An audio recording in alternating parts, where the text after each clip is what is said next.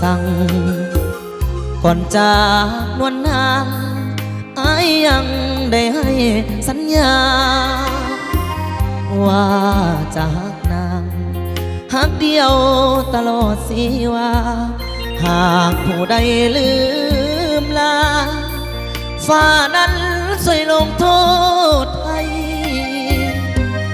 อย่าลืมฟังเสียงเพลงอายห้องส่งป่านนี้น้องคงพะวงถึงอายบ่ไหวน้องอย่าน้อยใจว่าอายนี้จะลืมไหลขอจงมั่นใน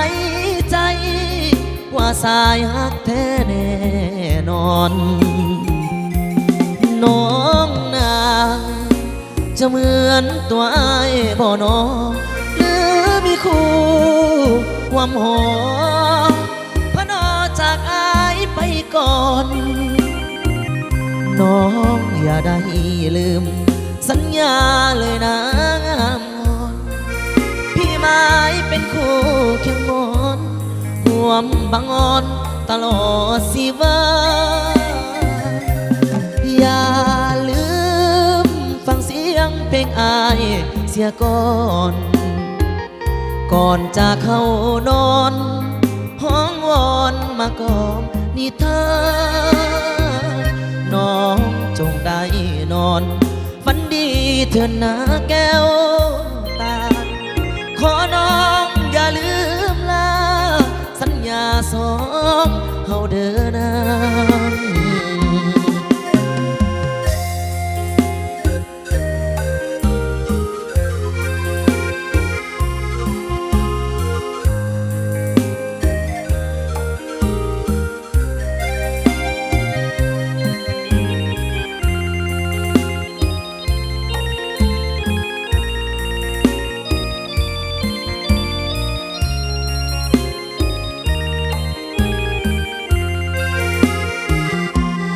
น้องนาง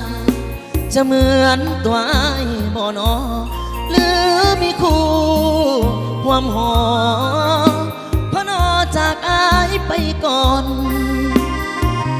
น้องอย่าได้ลืมสัญญาเลยนะงามงอนพี่ไม้เป็นคู่เคียงมอน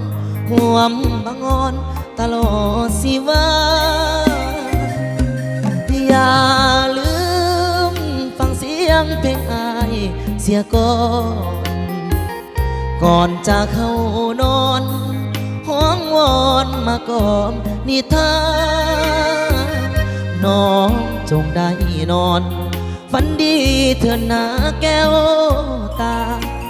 ขอน้องอย่าลืมลาสัญญาสองเฮาเดินนาน